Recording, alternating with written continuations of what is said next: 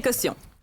Mon prochain invité, Philippe J. Fournier, chroniqueur politique et créateur du site web QC 125, qui est un peu comme une boule de cristal. On comprend pas c'est quoi l'algorithme. Mais tabarouette, Philippe, c'est rare que tu te trompes quand tu sors tes sondages. Non, mais pour vrai, puis tu vas pas dévoiler pour vrai, hein? Je sais que tu as une recette secrète, un peu comme le colonel. Ben, d'abord, bonjour, merci pour cette introduction, c'est fantastique. Écoutez, la méthodologie est sur mon site web. J'utilise un système qui prend des données démographiques par circonscription, les sondages, l'historique des circonscriptions. Donc, ce n'est pas autant une recette secrète, c'est une méthode scientifique qui est imparfaite, mais qui fonctionne quand même bien. Et je veux dire, je pense que c'est mieux que voyager à l'aveugle. Ah ben ça, c'est clair. Alors là, il y a dans le Journal de Montréal, il y a justement un sondage qui donne, je l'ai dit pour ceux qui ne sont pas au courant, Parti québécois 35 %, Parti libéral 26 %, la CAQ 17 %, c'est quasiment plus que j'aurais cru, parce que quand on regarde le quasiment 0 % dans Arthabasca, Duhem un peu sur place à 10 %, puis QS encore un peu sur place selon les quelques derniers sondages à 9 %. Les grandes lignes de tout ça, toi, comme observateur, là, Philippe, qu'est-ce que tu dis quand tu regardes ça? Je regarde toujours le mouvement en dehors d'une certaine marge d'erreur de la même firme. Donc, je compare ce sondage-ci avec le précédent de la Maison Léger qui a été publié en juin. On voit un bond de 5 points pour le Parti québécois et ça, c'est bien au-delà de la marge d'erreur du sondage. Donc, Ce n'est pas autant une vague, mais il y a eu du mouvement favorable au Parti québécois au cours de l'été. Ce sondage-là, 35, c'est le meilleur chiffre pour le PQ depuis une quinzaine d'années. Il y avait eu un autre 35 il y a 1 an et demi, mais je dirais que ça ressemble à un plafond pour l'instant pour le Parti québécois. La CAQ à 17, ça n'a pas bougé vraiment depuis au cours de l'été. Cependant, on a vu les résultats dans Arthabasca et on voit les dossiers difficiles qui s'annoncent pour la CAQ dans les prochains mois. La CAQ doit faire face à l'électorat l'an prochain. Avec les chiffres actuels, on parle d'un balayage presque complet de la Coalition Avenir Québec partout au Québec. Donc, c'est vraiment ça que je regarde. Les chiffres chez les francophones, le Parti québécois est bien positionné en banlieue de Montréal, en région et dans la région de Québec. Et quand si tu poursuis avec tous les partis, là, c'est quoi le mot qui te vient en tête quand tu regardes libéraux, etc., puis les trois autres? Si je regarde le Parti libéral, c'est intéressant. Il y a du positif et du négatif dans ce sondage-là. Le positif, c'est que le PLQ est de retour en deuxième place. On les a vus pendant très longtemps, très loin derrière la position de tête. Là, le Parti libéral a repris la deuxième place, donc c'est intéressant pour eux. Ils ont encore de la difficulté auprès des francophones. On va voir si M. Rodriguez va être capable de changer ça dans les prochains mois.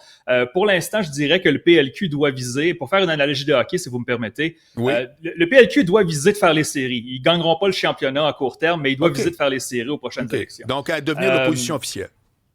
Ils sont déjà l'opposition officielle, mais d'être bien placés et de se présenter comme un gouvernement de rechange éventuellement, ce qu'ils ne sont pas présentement. Pour les conservateurs de M. Duhem, je dirais que c'est un double tranchant. Les chiffres à Québec, où la base du PCQ se trouve, sont intéressants. 31 % dans la région de Québec, 4 points derrière le Parti québécois. Ça ferait des sièges nets pour le PCQ, mais c'est quand même un recul de 4 points par rapport à la vitesse de croisière que nous avons vue dans les derniers mois. Et ça me dit que peut-être que la campagne à Arthabasca, qui a été hautement médiatisé, qui a été suivi par le reste du Québec. Peut-être que M. Duhem a récolté des meilleurs chiffres dans la circonscription, mais que sa campagne lui a peut-être nui ailleurs. Alors, j'ai bien hâte de voir les prochains sondages pour le PCQ parce qu'une baisse de 4 points quand on est à 14, c'est significatif. Et je terminerai avec Québec solidaire. Québec solidaire, 9 %. Ça veut dire qu'environ 40 % des électeurs solidaires sont partis ailleurs depuis l'élection. C'est désastreux. Il n'y aurait pas de siège de Québec solidaire à l'extérieur du plateau et de Rosemont au Québec si les chiffres devaient s'avérer. Bon, là, on va rester dans ton champ d'expertise, c'est-à-dire que tu es comme un crack d'informatique, mais de sociologie électorale, puis de démographie. Non, mais moi, ça me fascine. C'est le bout que je préfère. Je vais être franc avec toi. Là. C'est pour ça que je suis content qu'on... C'est la première fois qu'on se parle, Philippe, ça se peut-tu? Je pense que oui, ça me fait grand plaisir. Il y a quelqu'un d'autre avec qui je confonds qu'on avait eu. Bref, on a eu quelqu'un d'autre, mais... Alors, ma question est la suivante. Je vais essayer d'être précis. Est-ce que tu es capable, quand tu fais un sondage, es-tu capable de mesurer la tendance du pourquoi un vote pour un candidat, pour un autre ou pour un parti, ou d'ailleurs juste cette réalité-là, plus le candidat, plus le parti. Es-tu capable de flairer ça? Ce qui est la motivation pour laquelle on met le X? Je dirais que ça se fait graduellement par petites brèches. Comme on fait un nid, on fait par petites branches. Donc, on a des indices. On n'a pas de grande réalité, de grande vérité, mais nous avons plusieurs indices. Donc, par exemple, dans le sondage léger de ce matin, on voit qu'il y a une forte majorité de Québécois qui veulent vraiment du changement à l'Assemblée nationale. Ça, c'est intéressant. C'est pas une bonne nouvelle pour le CAQ.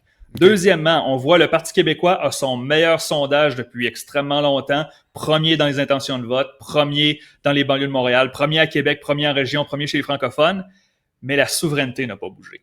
Et donc, la montée du Parti québécois dans les dernières années, dans les derniers mois, n'a pas créé de nouveaux souverainistes au net.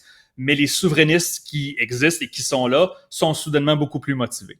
Alors, donc, on additionne ces petits indices-là et en plus, lorsqu'on regarde les intentions de vote avec les intentions de référendaire, du vote référendaire, on voit qu'à peu près un tiers des péquistes ne sont pas souverainistes ou du moins ne voteraient pas oui dans un référendum. Alors, Paul Saint-Pierre Plamondon et son équipe doivent être contents d'avoir ces gens-là de leur côté, mais Absolument. Ils doivent les convaincre, ils doivent être rassembleurs, trouver un moyen de les faire voter oui si un jour on se rend là. Es-tu capable de faire une prévision sur le taux de votation lui-même pour la prochaine élection? Généralement, non. Je dirais que c'est très risqué de faire... On parle du taux de participation ici. Ouais. Lorsqu'il y a une élection de changement, des fois, c'est quelques points plus élevés. Mais c'est pas une règle qui fonctionne à chaque fois. Par exemple, au fédéral, en avril, M. Carney, le Parti libéral a gagné un 4e mandat. OK, on pourrait dire que M. Carney était du changement. Le taux de participation a été plus élevé que dans les dernières années. Mais de supputer un an d'avance sur le taux de participation, ça serait un peu trop risqué à mon goût. On a une question, hein, Sybelle? Oui, il y a une question qui revient souvent quand on parle de la notion de sondage. Peut-être que vous voulez répondre à ça si vous avez un angle. C'est Patrick qui nous dit... Les sondages, tu poses ta question pour avoir ta réponse. Comme s'il y avait une prédétermination du public auquel tu t'adressais. J'imagine que vous l'entendez souvent. C'est quoi votre réponse à ça? Tous les jours. Vous connaissez l'expression « on peut faire dire n'importe quoi avec des chiffres ». Vous avez déjà entendu ça? Non, je vais te la dire mieux que ça. La vraie expression, c'est les chiffres, c'est comme les gens. Quand on les torture un peu, on leur fait dire ce qu'on veut. Et moi, je réponds ça fonctionne quand on est malhonnête. Et donc, est-ce que les chiffres peuvent dire n'importe quoi? Bien sûr, quand on est malhonnête. Okay. Alors, je réponds à ces genres de questions-là en disant, on regarde plus d'une source, plus d'une firme de sondage. On regarde pas un sondage unique, mais une tendance à long terme. On regarde aussi des tendances historiques. Des fois, on a des sondages qui sont un peu aberrants. C'est la nature même des statistiques. On continue. On a eu un sondage, là, je pense que c'était là un an, qui plaçait le Parti libéral un peu trop haut. Le sondage suivant, il est redescendu. Et donc, il ne faut pas s'emballer avec un sondage unique. Moi, je regarde les grandes tendances. Et donc, je pense que c'est la façon la plus sécuritaire de s'avancer sur un terrain qui peut être glissant. Je ne sais pas si ça répond à votre question, mais je dirais aussi, ceux qui doutent des sondages, regardez, particulièrement au niveau fédéral, regardez les résultats avec les sondages finaux des campagnes.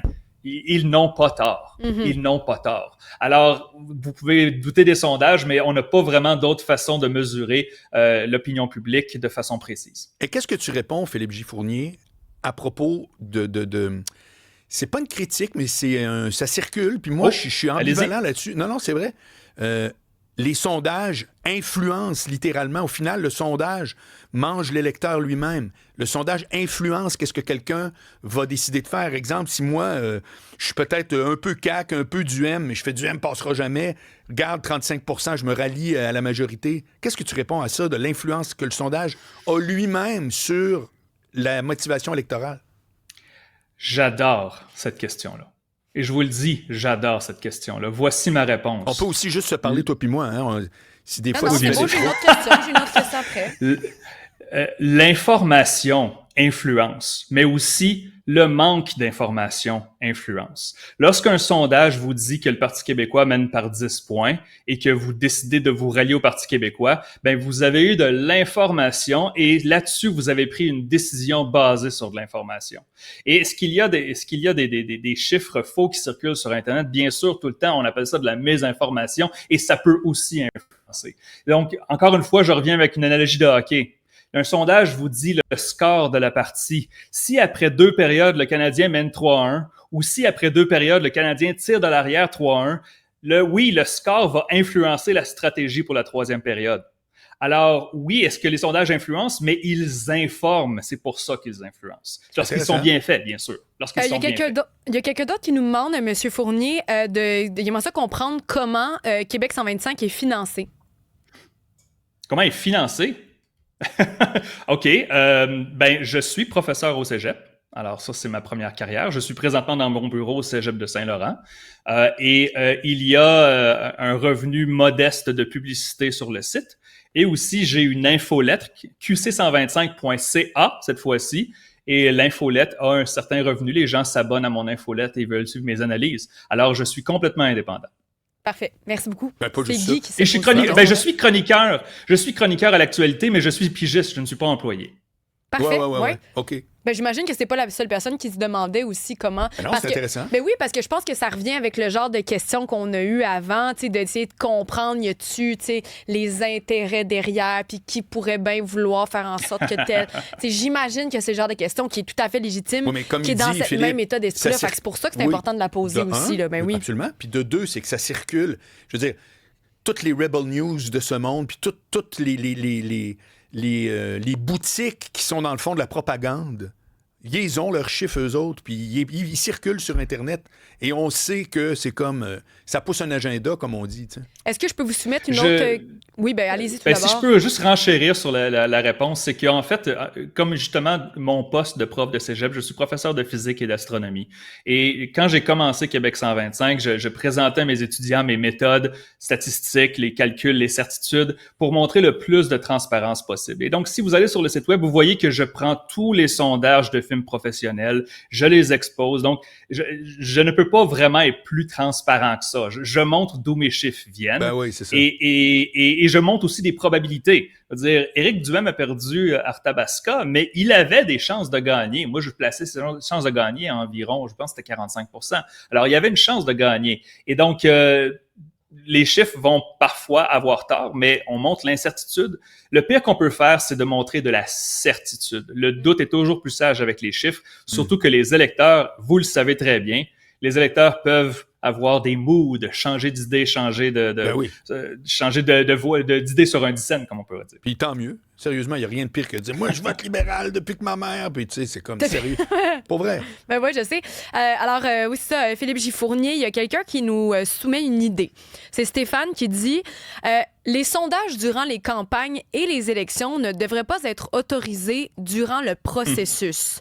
Donc, tu sais, je pense que ce qu'il veut dire, c'est ça, c'est que ça pourrait être autorisé avant, mais pas directement, peut-être quand il y a la campagne qui est déclenchée. Qu'est-ce que vous en pensez? Je dirais que les pays qui interdisent la publication de sondages, pour la plupart, ne sont pas des démocraties. Alors, il y a une certaine liberté d'expression là-dedans, liberté de presse. D'interdire des sondages, c'est interdire l'information. Et des gens qui disent, oui, mais justement, ça influence. Il y a des publicités dans les rues, il y a des pancartes partout, dans la radio, à la télévision, sur Internet, il y a de la publicité, tout est fait pour vous influencer, alors que le sondage, s'il est bien fait, vous donne le score de la partie. Pourquoi est-ce que vous vous attaqueriez à l'information la plus objective possible pendant une campagne? Alors, je veux dire, je réponds un peu à la blague à ces gens-là que j'interdirais Facebook pendant une campagne à la place d'interdire les sondages. Et bien sûr, c'est pas sérieux. C'est très drôle. Merci, Philippe J. Fournier du site qc125.ca qui révèle souvent la magie dans l'électorat. Non, mais c'est vrai. Puis tu le fais de belle façon. Je suis bien content. Merci, on se reparle. J'apprécie beaucoup. Merci à vous deux. Au revoir.